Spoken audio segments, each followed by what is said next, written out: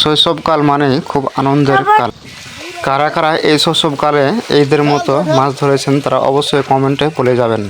শৈশবকাল মানেই বিনোদন আর মজাদার কিছু মুহূর্ত। মাছ পেয়ে বাচ্চা পোলাপান খুবই খুশি।